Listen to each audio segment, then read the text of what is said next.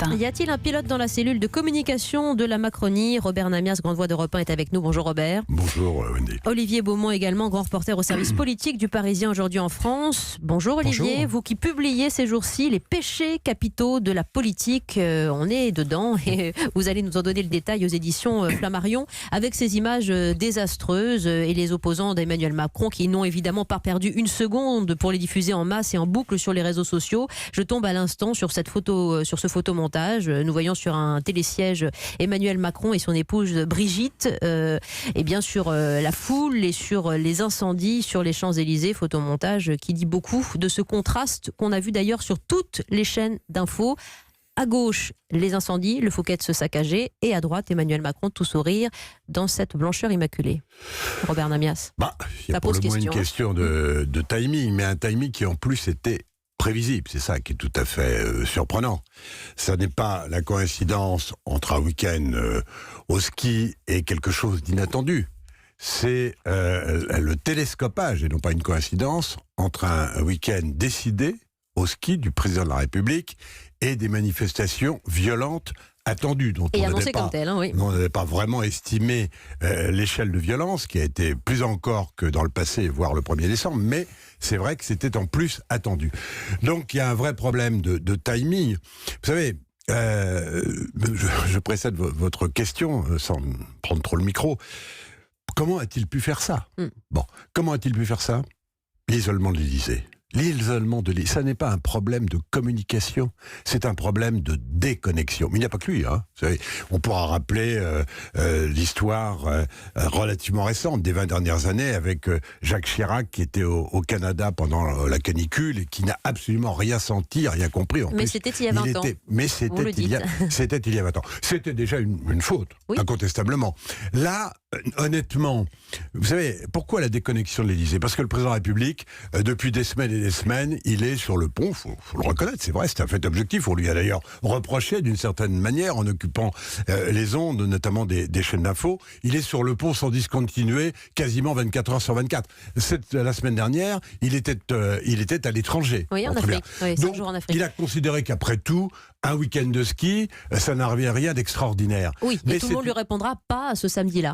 Pas ce samedi-là. Et encore une fois, pourquoi déconnexion ? Parce que il a considéré qu'il y avait droit, réellement droit. Ça n'est pas du mépris, c'est le fruit, le résultat classique, mais là, tout à fait vraiment inopportun et politiquement catastrophique pour lui, de l'enfermement du palais présidentiel. Vous dites pas de mépris, mais beaucoup de Français considèrent que c'est de la provocation. Le problème de la déconnexion que souligne Robert Namias, Olivier Beaumont, c'est qu'elle pointe une chose, c'est que finalement, ces 2 mois de séquences, de grands débats dans 8 régions de France, c'était vrai ? C'était factice ? Ou c'était finalement du cinéma ? Où c'est vraiment très étonnant tout de même, c'est qu'en effet, pendant ces 2 mois, il n'y a pas eu de faute de quart, sans faire de mauvais jeu de mots par rapport au week-end du président. Parce qu'on dit de lui que c'était un kili en plus. Ça faisait suite quand même à une période où, de septembre à novembre, on a une succession de boulettes, de mauvaises phrases du président de la République. Il faut se souvenir de cette formule sur les Gaulois réfractaires, ce jeune horticulteur à qui il conseille en effet de traverser la rue pour trouver un emploi, cette façon de s'adresser auprès des retraités en disant qu'ils doivent contribuer à l'effort national. Et c'est ce qui a aussi fait qu'à un moment donné, la colère des Français s'est aussi concentrée sur l'image du président. Quand la crise des Gilets jaunes a éclaté, bien sûr, elle partait d'une crise du pouvoir d'achat, mais on a vu que dans cette crise profonde est revenue en boomerang cette image d'arrogance et d'orgueil du chef de l'État. Et qu'il reproduit là, et ce qui est étonnant, ce qu'il reproduit au moment où, en effet, depuis 2 mois, il n'y a pas eu de faute de communication et où il reprend un peu la main dans les sondages. Il n'avait cessé de plonger ces derniers mois et en effet, depuis 1 mois, on voit que, même s'il reste encore globalement assez bas, le chef de l'État reprend du poil de la bête dans l'opinion et là, patatras, il replonge par facilité, en effet, avec en effet cette fête d'erreur dans l'image, parce que déjà, il faut se souvenir qu'à Noël, au moment des fêtes de fin d'année, il avait envisagé de partir à la Finalement, il a annulé et son ses équipe vacances, lui avait déconseillé à l'époque, justement, pour ne pas jouer sur le choc des images avec les Français, les Gilets jaunes qui étaient encore nombreux dans les ronds-points à ce moment-là, et lui qui s'accorderait quelques jours au ski. Et là, il y va. Ça veut dire, Robert Namias, chasser le naturel, il revient au galop, quand même ? Oui, mais encore une fois, je maintiens parce que vraiment, nous connaissons bien le fonctionnement de la présidence de la République de l'intérieur, vous et moi, et honnêtement, je le dis parce que c'est vrai que il y a peut-être de l'arrogance, il y a peut-être le côté, mais après tout, quand même, je me donne suffisamment au pays pour m'accorder 48 heures et des millions d'autres Français l'ont fait. Mais ça n'est pas ça, c'est le sentiment qu'effectivement, il fait le boulot et qu'il a besoin, comme tout le monde. Oui. En plus, vous savez, je vais vous dire des choses qui ne sont jamais dites parce que, mais elles sont très réelles dans la vie. C'est la vie. Macron, il a une famille, comme Sarkozy avant lui avec Cécilia, comme Jacques Chirac avec Bernadette, comme même François Mitterrand avec Daniel Mitterrand. Il y a des rapports qui font à la fois politiques et familiaux qui font que j'imagine qu'à un moment donné, y compris au niveau familial, on lui a dit mais tu as le droit à un week-end. Et c'est cela aussi la déconnexion avec le reste du pays. C'est qu'en fait, un président de la République, on en parlera peut-être pour ce qui concerne la vie privée de manière générale, mais n'a le droit à rien d'autre qu'à se donner 24 heures sur 24 au pays. Mais ça veut dire quand même qu'il est mal conseillé. Si on lui dit qu'il a le droit de souffler et qui le ramène à ses responsabilités à Paris, est-ce son sens politique ou pas, je vous pose la question juste après la pause. Vous y répondez. Robert Namias, Olivier Beaumont, s'il vous plaît, avec Caro qui nous appelle au 39 21 et qui veut réagir. N'hésitez pas, on vous donne la parole, ainsi que le résultat de notre consultation sur Facebook qui est massive sur le sujet. Résultat de notre consultation Facebook, on vous a demandé si en étant au ski le jour de l'acte 18 des Gilets jaunes, Emmanuel Macron avait commis une erreur. Oui, à 65%. Près de 14 000 votes. Oui, exactement, ouais. C'est énorme. Hein. Alors, quelques messages. Il savait ce qui allait se passer et encore une fois, il a montré son dédain vis-à-vis des Gilets jaunes et des Français. C'est signé Claire. Laurette, elle, parle de manque de respect pour les Français. Monsieur Macron a fait une pause familiale et sportive. L'erreur a été la com et les médias font l'erreur de le montrer sur les pistes. C'est tout, nous dit Marie. Encore un petit message, même chose pour Mina. L'erreur, c'est de créer une polémique, dit-elle. Quoi que fasse Emmanuel Macron, les grinches sont là pour trouver à redire. C'est le sport national en France. Signé donc Mina. Et puis l'indulgence d'un dernier message, c'est la vie privée. Après un long séjour en Afrique où il a signé près de 3 milliards de contrats pour notre pays, il essaie de passer 2 jours en famille.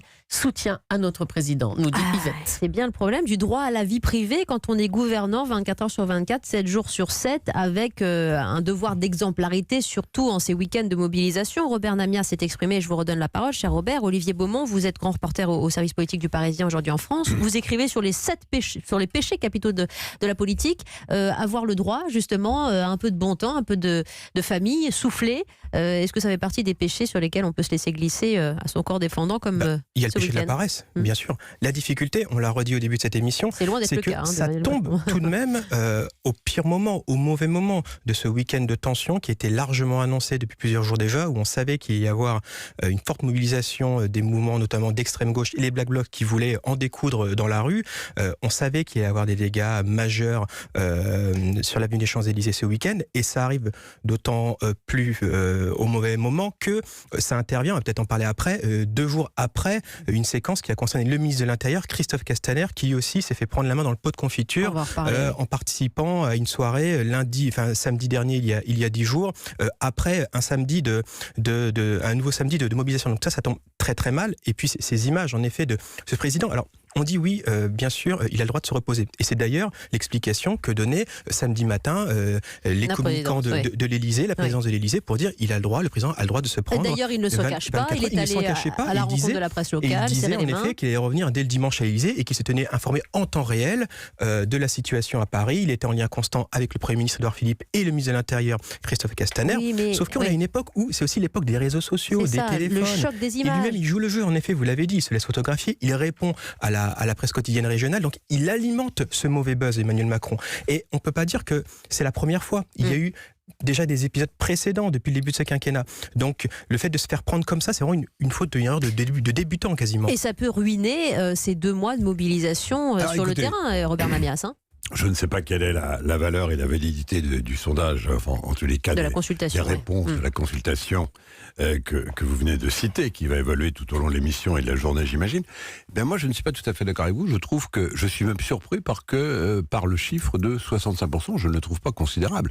Je pense que, compte tenu de ce qui se dit depuis 24 heures et la réalité de cette erreur complète de timing, moi je pensais que ce serait plutôt 80 ou 90%, vous voyez, de gens qui seraient choqués. Donc il y a quand même une réflexion aussi sur la vie privée et peut-être aussi un soutien à Macron plus important qu'on ne l'imagine. Moi, ce qui me paraît très important, c'est le fait politique, finalement cette séquence du ski, elle est choquante, elle est stupide, mais elle n'a pas beaucoup d'importance. Elle est inexcusable. Elle n'a pas beaucoup d'importance aujourd'hui avec le téléphone, etc. Il était le soir à Paris. Encore une fois, j'ai suffisamment dit qu'elle était choquante et stupide pour pouvoir dire qu'elle n'a pas une importance considérable. En revanche, le télescopage, on ne trouve plus de mots. De Gaulle avait inventé la chienlit il y a 50 ans pour 4 ou 5 manifestations de nuit violentes. 4 ou 5 manifestations. Le reste de mai 68, ce sont des immenses manifestations qui s'étaient parfaitement bien passées. Je peux même vous donner les dates, j'étais jeune reporter à l'époque. Donc, et il a qualifié effectivement la situation en France de chienlit. Comment, je n'ai pas de mots, si vous m'y aidez, j'en serais ravi. Quel est le mot qui peut aujourd'hui caractériser la situation politique de ce pays ? Et ce qui est choquant en ce lendemain de week-end, c'est moins Macron sur des skis ou sur un télésiège que un pouvoir politique, qu'il soit à Paris ou à la montagne, qui n'arrive pas à contrôler une situation qui est tout à fait incroyable. Parce que quand on dit, j'entendais ce matin, quand on dit mais effectivement les Black Blocs étaient assez nombreux et puis les manifestations ont terriblement évolué, je suis désolé, c'est sans précédent en France, en Europe. Donc, il y a un problème de fond, il y a un problème politique, il y a un problème de maintien de l'ordre, et il y a un gouvernement qui, pour l'instant, ne réussit pas à maintenir l'ordre dans ce pays. On va y venir. Jean-Louis Pinault m'écrit personnellement sur Twitter. Sous-entendriez-vous que le président n'est plus aux commandes quand il est hors de Paris ? Je trouve que vous n'êtes pas dans l'apaisement. Alors, on va lui répondre ensemble. C'est qu'on ne prend peut-être pas vraiment la mesure du sujet quand on est sur des pistes pyrénéennes, que dès 10h du matin, il y a des violences dans les rues, qu'on sait que la situation va dégénérer. Peut-être, en effet, cela pose la question de la déconnexion, une fois de plus, de l'isolement de l'Elysée, comme vous l'avez très bien dit, Robert Namias, en début d'émission. Caro et Philippe vont réagir juste après la pause avec vos réactions sur Twitter, ma chère Julie. Le débat est ouvert et le standard également. Absolument. Après 2 mois de grands débats dans 8 régions de France, après 5 jours de tournée en Afrique, Emmanuel Macron avait-il le droit de couper, de souffler, en oubliant peut-être pour certains totalement la situation? Et ce samedi 16 mars, de mobilisation massive est annoncée. Nous avons Marie de Saint-Sébastien-sur-Loire qui nous dit que le président est un homme comme les autres, qui a le droit à des moments de détente. Et on a vu, dit-elle, qu'il avait réagi très vite. Il est tout à fait normal que M. Macron aille se reposer. Ce n'est pas parce qu'il y a des quelques milliers de personnes qui embêtent les autres le samedi qu'il n'a pas le droit au repos, ajoute Michel. Le président ou le ministre de l'Intérieur sont des hommes aux qualités certaines, mais l'un et l'autre ne sont pas pour autant des surhommes. Le président a peut-être besoin de vacances et c'est normal, nous dit François de Toulouse. Finalement, pas mal de messages compatissants sur le sujet, Robert Namias, Olivier Beaumont. Ça vous étonne ? Pas face au déferlement de violence qu'on a vu quand même sur les réseaux sociaux il y a quelques heures. Non, parce que aussi les Français on a tous encore ces images de ce chef de l'État qui a enchaîné ces marathons, pour revenir sur le grand débat, en effet, ces marathons de plusieurs heures, jusqu'à 7 heures parfois, devant les Français à s'exprimer et tout ça. Donc Emmanuel Macron, pendant les cours des 2 derniers mois, il a mouillé sa chemise, même au sens physique du terme, vraiment. Donc, et il ne s'est pas affiché au moment des fêtes de fin d'année, en effet, en vacances, il ne s'est pas... Donc, quelque part qu'il s'accorde un court week-end de repos pour rejoindre son épouse qui elle était déjà là depuis quelques jours à la Mongie, il peut y avoir en effet une forme de compréhension pour une partie des Français en effet qui considèrent que ça reste un homme aussi et il a le droit aussi de souffler même pour quelques heures. Caro est avec nous au 39-21. Bonjour madame. Oui, bonjour. Merci de nous appeler de Marc en Barreuil et de réagir à cette actualité madame. Eh bien, écoutez, moi j'adhère un peu aux propos de vos 2 interlocuteurs. Bon, certes, il a besoin de repos, c'est tout à fait normal, sauf que le moment est véritablement mal choisi. Et je ne comprends pas, si vous voulez, que nos hommes politiques qui sont considérés comme sortant des grandes écoles, des intellectuels, des gens compétents, puissent encore au jour d'aujourd'hui ne pas avoir besoin de conseillers en communication pour comprendre qu'à droite, qu'à gauche, que devant, derrière eux, ils sont photographiés, on sait ce qu'ils font à la minute près et que c'est répercuté au monde entier. je pense que chez eux, si vous voulez agir, en particulier comme M. Macron et son ministre de l'Intérieur l'ont fait, ça paraît légitime, mais c'est inconséquent. Oui, et ça pose, Caro, la question aussi que soulevait, la réflexion que soulevait un de nos collègues, Yvan Rioufol, sur Twitter, vous l'avez peut-être lu, Robert Namias, comparant Emmanuel Macron qui part au ski, journée de mobilisation massive, comme Louis XVI allait à la chasse. Il y a ce sentiment de déconnexion et d'absence de flair politique. Ça me paraît totalement excessif. Il y a un sentiment d'incompréhension, si je le conçois, de la part du peuple, qui se dit les vrais gilets jaunes, ceux qui ont démarré au début, pas les casseurs, ni ceux qui actuellement démolissent et tout ça. Pour ces gens-là, qu'est-ce que vous pensez qu'ils puissent réagir ou concevoir? Oui, de la gestion de crise. Robert Namias, à vous répondre, Caro. Oui, non, mais moi je suis complètement sur votre ligne et j'adhère à votre propos, madame. D'ailleurs, elle reflète un petit peu ce que nous disions. Je répondais à Wendy concernant Rioufol. Ça me paraît tout à fait excessif, c'est de la polémique journalistique, c'est d'ailleurs un très bon polémiste, donc il n'y a aucun problème. Enfin, ce sont des phrases faciles qu'on couche sur le papier, mais qui n'ont pas de réalité et pas de fond. Comparé la situation d'aujourd'hui à celle de l'après-révolution de 89, je sais que tout le monde en a envie, ça n'a strictement aucun rapport, c'est carrément stupide et historiquement stupide. Donc mais c'est un très bon polémiste, Rioufol. Non, par contre, ce que vous dites, et ce qui est dit de manière générale, est-ce que, Wendy, vous reflétez dans les citations que vous faites, des tweets, etc., me paraît tout à fait intéressant parce que ça pose plusieurs questions. Ça pose d'abord, on a suffisamment dit, et madame vient de le redire, Caro vient de le redire, que il y a une erreur de timing et que la décision de Macron de prendre malgré tout ces 2 jours à la montagne et au ski était tout à fait inopportune, compte tenu de la situation politique. C'est absolument évident. Mais je pense aussi qu'il faut réfléchir quand même, parce que ça fait 24 heures qu'on parle de ça, il faut réfléchir sur les médias eux-mêmes. Est-ce que les médias n'ont pas amplifié, se contentant de relayer, là en l'occurrence les réseaux sociaux? Les réseaux sociaux, c'est très important, c'est fondamental, mais il ne faut pas reproduire en permanence les erreurs qui ont peut-être été faites au début de ce mouvement en ne se focalisant plus que sur les réseaux sociaux. Et on verra plutôt à travers des sondages plus fiables et puis éventuellement les urnes dans quelques mois, sous quelque forme que ce soit, quelle est la réalité politique de ce pays. Moi, ce que je pense plus important, y compris aujourd'hui comme question journalistique, question politique, c'est pourquoi ce gouvernement est incapable de maintenir l'ordre dans ce pays, quel est son degré ou de professionnalisme ou d'amateurisme, où on met le curseur, puisqu'on les a traités d'amateurs, qu'on a traité le ministre de l'Intérieur d'amateur, et c'est la vraie question, c'est la question centrale. Et je pense que à la fois les réseaux sociaux eux-mêmes, et qui plus est les médias qui parfois les relaient sans suffisamment de recul, s'attachent. Alors, effectivement, c'est une affaire. C'est pas une affaire, d'ailleurs. C'est une erreur. Bon, très bien, mais ça n'est pas la question centrale. D'accord, mais sur l'amateurisme et le déficit d'autorité, vous faites bien d'en parler, Robert, parce que ça va nous réunir juste après la pause et je ferai réagir Olivier Beaumont sur le sujet. Régis a une question à vous poser là-dessus, sur les compétences et les qualités face à ce que vous qualifiez de chienlit, de grand bordel, de bazar qui n'est plus du tout tenu aujourd'hui. Ça suffit, a dit Emmanuel Macron, qui veut interdire les manifestations sur les Champs-Élysées, comme il aurait peut-être été nécessaire de le faire depuis presque 2 mois maintenant. On fait le tour de la question, n'hésitez pas à réagir. Je donne la parole à Philippe et à Régis dans un instant. Emmanuel Macron a-t-il vraiment compris ce qui se passait dans le pays? Les consignes des autorités ont-elles été à la hauteur?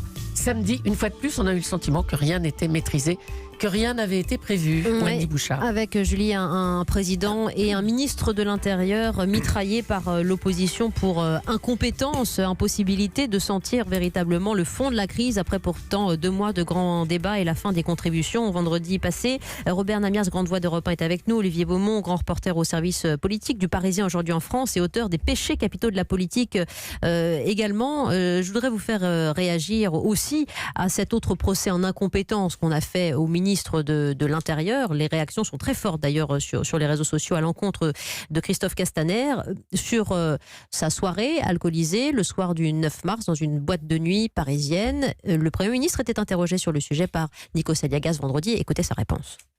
Écoutez, moi je ne lis pas la presse People. Je n'ai aucun commentaire à faire sur la vie privée de Christophe Castaner, et le ministre de l'Intérieur a toute ma confiance. Moi, je parle avec Christophe Castaner de tout, mais je ne l'ai pas convoqué. Et, évidemment, vous en avez parlé. Mais vous pensez que le ministre de l'Intérieur et le Premier ministre, ils se parlent pas de tout? Évidemment qu'ils se parlent. Donc évidemment qu'on a parlé. Mais je vous ne le direz pas. Mais si, je vous ai dit. Faute professionnelle, disent les syndicats de police aujourd'hui à l'encontre de leur ministre Christophe Castaner. Olivier Beaumont, festoyer, se donner un peu de bon temps, oublier qu'on est ministre le temps d'une soirée, ça fait partie des péchés capitaux de nos gouvernants? Oui, et puis alors encore plus qu'on est ministre de l'Intérieur et qu'on est pris comme ça en train avec un verre de vodka, en bonne compagnie et dans une boîte de nuit, un soir de samedi de mobilisation des Gilets jaunes, où ce samedi-là justement il y avait demandé un effort important de mobilisation des forces de l'ordre. C'est intéressant la réponse d'Édouard Philippe vendredi matin sur votre antenne, parce que déjà on voit qu'il n'a pas du tout envie de répondre, qu'il a le visage, le masque même très très fermé, très mal à l'aise évidemment. Voilà. Ouais. Et puis surtout ce propos sur je ne commande pas la presse People. Alors, bien sûr, c'est Closer et Voici qui sortent les images, mais c'est une manière de dire finalement ce sont des petites choses, ça n'intéresse pas les Français, une manière de dénigrer un petit peu ce qui s'est passé. Or non, ce qui s'est passé avec Christophe Castaner, bien sûr, c'est la presse People. Il dit qu'il ne lit pas la presse People, et qu'il ne commande pas la vie privée de ses ministres. Oui. Mais c'est quand même un fait politique, pour les raisons que je viens d'évoquer par rapport au problème du timing, par rapport au fait qu'il est ministre de l'Intérieur. Quand on est à Beauvau, comme pour le président de la République, c'est vraiment du 24 heures sur 24, du 7 jours sur 7. Et c'est vrai que c'est pas tant le fait que Christophe Castaner puisse aller à une soirée un samedi soir pour se détendre qui pose problème, que en effet il incarne cette image du premier flic de France. Qu'est-ce qui serait passé? En effet, ça a été relevé par certains de ses opposants, notamment si ce soir-là il y avait eu un attentat. Je ne sais pas s'il était alcoolisé ou pas, Christophe Castaner, mais c'est vrai que ça pose pas mal de questions. Ça pose aussi des questions sur sa sécurité. On sait que c'est une personnalité qui est très exposée dans le cadre des menaces qui pèsent aujourd'hui sur les personnalités politiques par rapport aux menaces d'attentats. Il précise que sa sécurité est assurée, ça pose une question d'exemplarité. Assurée, mais pour ceux qui ont vu les images et la vidéo, c'est quand même, alors je ne sais pas qui est-ce qui l'a filmé exactement, mais c'est une personne qui se située à 2-3 mètres de Christophe Castaner dans cette boîte de nuit, qui tend son téléphone, qui tend son bras un petit peu en hauteur et qui arrive à prendre cette séquence pendant quelques secondes. Et on ne voit personne autour finalement, dans les forces de sécurité potentielles qui étaient visiblement autour du ministre de l'Intérieur. On ne voit personne se manifester pour empêcher ces personnes de filmer. Donc bon, voilà, ça pose quand même un certain nombre de questions en effet. Et puis cette affaire, elle sort en plus 2 jours avant ce nouveau week-end. C'est dramatique pour l'image du locataire de Beauvau. C'est une image qui risque de coller à la peau de Christophe Castaner. On a vu d'ailleurs dans les cortèges, je citais tout à l'heure, ces banderoles, Macron au ski, Castaner au whisky, ça c'est terrible. On sait ça le renvoie à son passé un petit peu turbulent. Christophe Castaner, il y a eu pas mal de papiers, de portraits qui sont sortis quand il est arrivé à Beauvau. On sait qu'à l'âge de 18 ans, il a planté ses études et sa famille pour vivre pendant 2 ans à Marseille où il joue au poker. C'est une époque aussi où il s'est coquiné avec certains caïds du milieu et tout ça. Donc ça le renvoie un petit peu à se passer un petit peu sulfureux. Que met en avant notre caricaturiste Nicolas Canteloup. Oui. En tout cas, une image difficile en ce contexte pour le ministre de l'Intérieur. C'est un vrai cas d'école, parce que alors là, pour le coup, c'est une vraie faute, incontestablement. Pardon, on n'est pas là pour juger, mais enfin, on peut la qualifier quand même, cette situation. Bien sûr. C'est une vraie faute politique. Ça intervenait quelques heures seulement après quand même une journée de tension forte où il y avait quand même eu, même s'ils avaient été relativement minimes, des incidents. La police était nombreuse dans la rue et que le ministre de l'Intérieur, quelques heures plus tard, se retrouve dans une boîte. Peu importe les conditions, alcoolisées, compagne, pas compagne. Oui, c'est la situation même. C'est la situation elle-même, le fait même que le ministre de l'Intérieur se dise, mais au fond, j'ai le droit aussi. Et ça pose la question centrale, fondamentale, qui est celle vie privée, vie publique, aujourd'hui, par rapport même à il y a 20, 30 ou 40 ans. Aujourd'hui, à la fois compte tenu, c'est une réalité incontournable et aujourd'hui indépassable, compte tenu de la transparence absolue due aux réseaux sociaux, due à tous les instruments, ne serait-ce que techniques, technologiques, je pense évidemment au téléphone portable, mais à plein d'autres qui permettent des enregistrements de toute nature pour 3 francs 6 sous, etc. Aujourd'hui, on sait qu'il n'y a plus de vie privée pour les hommes politiques.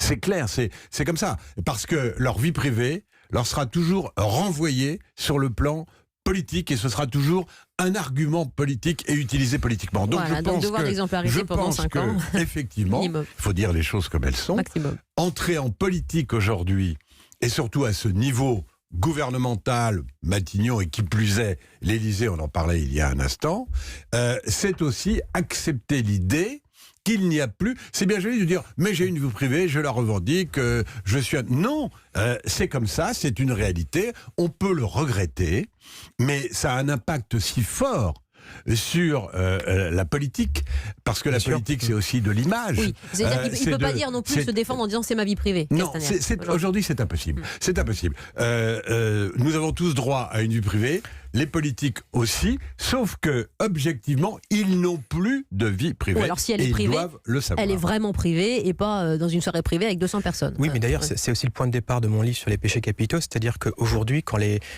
aujourd'hui même, depuis tout temps, j'ai presque envie de dire, quand les hommes et les femmes politiques ils chutent ou trébuchent, c'est aussi parce que, c'est plus même quelque part, parce qu'ils subissent le jugement réprobateur de leurs électeurs sur des faits de personnalité, que sur, en effet, des prises de position ou des idées politiques. On l'a vu au moment de la crise des Gilets jaunes, quelque part, ce sentiment d'exaspération et même de colère des Français concernant l'image du président de la République.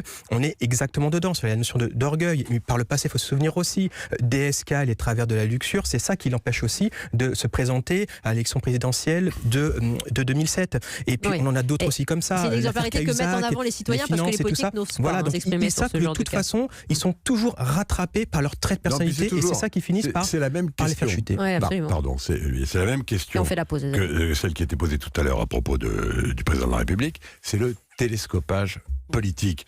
La situation serait apaisée. On serait dans un pays en forme, plutôt euphorique, où précisément tout le monde a le droit d'aller danser dans une boîte. C'est sympa, les boîtes. Moi, je suis allé en boîte. Sauf qu'il y a un déphasage. Et c'est très sympa. Là, ça n'est pas possible. L'heure n'est pas à aller dans une boîte pour un ministre. C'est tout, c'est comme ça. Voilà. Pour l'instant, nos auditeurs sont concentrés sur le cas Emmanuel Macron. On va y revenir avec Philippe. Et je suis étonnée parce que vous êtes vraiment dans l'idée même, du sens que 45% des auditeurs aujourd'hui relaient, c'est-à-dire que M. Macron a le droit, en dépit de sa fonction de président, à un week-end au ski, a le droit de souffler, comme nous le dit Olivier du Pas-de-Calais, Gérard des Hauts-de-Seine, Jeanne Lucie des Hautes-Pyrénées. A tout de suite avec vos témoignages au standard jusqu'à 11h sur le sujet. Au lendemain d'un week-end lourd sur le front des manifestations et des bilans, on s'interroge sur la posture du président Emmanuel Macron qui était au ski, sur celle de son ministre de l'Intérieur photographié en boîte de nuit, et on se demande est-ce qu'ils ont pris la mesure du problème et du contexte. Oui, contexte qui est précisément complexe et qui traduit un déphasage, du moins une déconnexion. Robert Namias, Olivier Beaumont, nos invités sont là pour nous éclairer sur le sujet. Et Régis, au standard au 39-21, une question pour vous, Robert. Bonjour Régis. Bonjour Wendy, bonjour Monsieur Namias. Merci d'intervenir. Et la jolie Julie que je salue au passage. Bonjour Régis. Je voulais simplement, parce que j'aime bien l'inquiétude, les propos de Robert Namias, il est posé, on sent qu'il y a 30 ou 40 ans de métier dans l'information politique, et j'aime bien, ça nous change de chaîne info, où ils sont 6 autour d'une table à vociférer, à donner des leçons. Non, vous avez raison. Je pense, et la question que je posais à Robert Namias, c'était, est-ce qu'autant de François Mitterrand, autant de Nicolas Sarkozy, le préfet et le ministre auraient été démissionnés, je crois. Je crois qu'ils auraient... À votre avis, oui. Je pense que François Mitterrand, c'était quand même pas quelqu'un de très facile, et je pense qu'il les aurait mis à l'amende. Et c'est ce que autant de Gaston Defferre, ça ne se serait pas passé comme ça. Voilà, donc vous avez répondu à ma question, parce que je connaissais à l'avance votre réponse, mais je salue votre quiétude dans vos propos. Ça fait du bien d'entendre quelqu'un qui parle tranquillement, qui explique bien la situation, et c'est vrai que moi je pense que nous avons des gens au pouvoir en ce moment, comme M. Castaner, qu'il faut respecter, parce que malheureusement on ne respecte plus les fonctions maintenant, mais vous l'avez très bien dit, mais je pense que c'est des gens qui n'ont pas d'expérience d'État. Tout simplement. Eh bien, Régis, vous êtes rejoint par Thibaut et on va vous laisser répondre. Robert, Thibaut Normand sur Twitter, #Europe 1, qui nous dit la question du sens de l'État se pose à propos de la nouvelle génération de responsables politiques, justement. Oui, non, mais vous avez tout à fait raison. Vous posiez la question de François Mitterrand, on peut se poser celle de Jacques Chirac, voire plus récemment. voire même de Nicolas Sarkozy, sur deux plans. En ce qui concerne la vie privée, on sait très bien que les présidents ont toujours eu des vies privées qui leur appartenaient, dont on a découvert bien des années plus tard quelles étaient les vies privées de chacun, c'est-à-dire certaines étaient agitées, d'autres étaient plus tranquilles. Mais c'est vrai, encore une fois, qu'il n'y avait pas ni réseaux sociaux, ni même Presse People, qui ne date que d'une vingtaine d'années, en réalité, pour révéler sa vie privée. C'est un fait aujourd'hui, je le redis, incontournable, qui fait que le rapport à la vie privée et le rapport vie privée, vie publique pour un homme politique a radicalement et définitivement changé, qu'ils le sachent quand ils entrent en politique. Ça, c'est le premier point. Le deuxième, quant au maintien de l'ordre, écoutez, chacun son métier. Moi, je ne suis que journaliste, mais je constate qu'effectivement, on peut le dire, c'est vrai que ce sont des situations sans précédent. Sauf que des désordres de cette nature, on a connu dans le passé des désordres aussi violents, aussi forts, ça durait quelques heures, ça durait une journée, et puis c'était relativement maîtrisé. Alors, il y a forcément, techniquement, des mesures à prendre qui n'ont pas été prises, et un pouvoir politique qui ne cesse d'affirmer une fermeté qui n'existe pas dans les faits. Ce qui d'ailleurs va finir par poser un problème majeur au président de la République, parce que il ne peut pas de cette manière répéter chaque semaine qu'enfin on va agir avec fermeté, voilà, et que la semaine suivante une avenue de Paris est à feu et à sang, enfin pas à sang, fort heureusement d'ailleurs, pardon, mais à feu en tous les cas. Ouais, voilà. Et c'est le procès en incompétence qu'on peut faire à ces novices en politique. Oui. Tout jeune quadragénaire qu'il est, Emmanuel Macron n'a pas eu d'expérience encore si tendue. Oui. Et là ça nous renvoie et ça le renvoie à la genèse et à la jeunesse aussi de cette majorité qui, pour une grande partie des membres qui composent ce gouvernement, ont peu ou pas d'expérience politique avant mai 2017. Et on le voit aussi au moment des épisodes de remaniement, à chaque fois c'est très compliqué pour former le casting. On voit à quel point c'était compliqué pour l'exécutif de trouver une tête de liste pour les européennes. Nathalie Loiseau a fini par se déclarer, ça a fini par arranger tout le monde.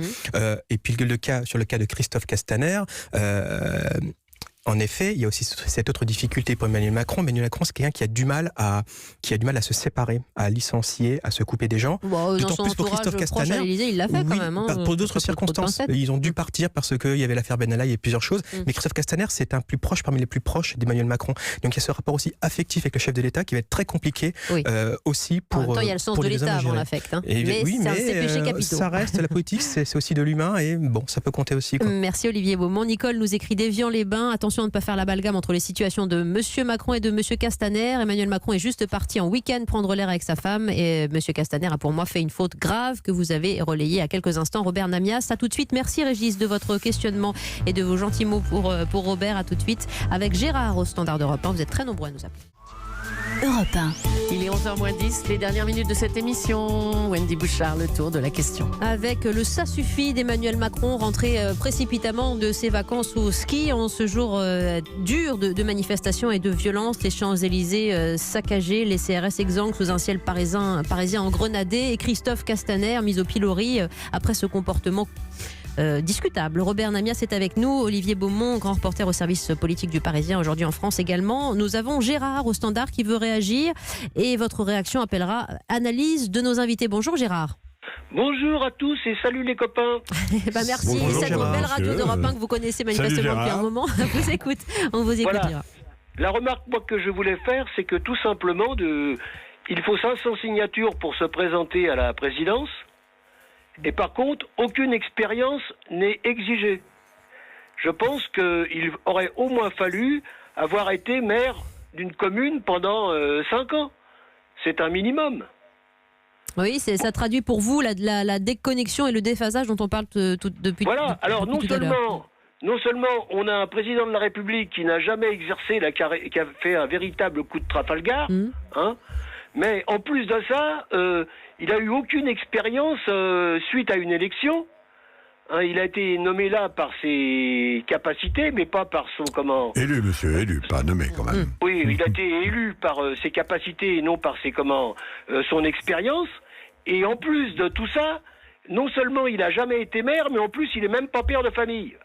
Oui, il a une famille recomposée nombreuse, Emmanuel Macron. Oui, non, mais je dis ça sur le ton de la rigolade. Oui, sur la gestion paternelle et bon. Voilà, il est pas maire et en plus il n'est pas père. D'accord, c'était de l'humour. Alors, Robert Namias vous répond sur le ton D'ailleurs, léger. l'humour, il y a à la fois du vrai et du faux.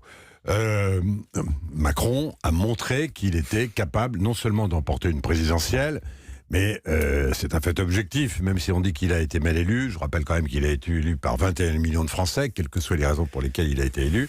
Il a été élu et estimé être capable d'assurer le pouvoir. En revanche, et là vous avez raison, je crois que la façon dont il a été élu, c'est-à-dire en provoquant un tel séisme, qui se traduit par un champ de ruines, au sens propre du terme, politique, c'est-à-dire qu'il n'y a plus de parti politique, il n'y a plus de personnalité politique de premier plan, tout a été pulvérisé. Et au bout de 2 ans, on s'aperçoit qu'il n'a pas reconstruit. C'est ça le problème, qu'il n'a pas reconstruit. Parce qu'on parlait des compétences et des qualités des ministres de l'Intérieur.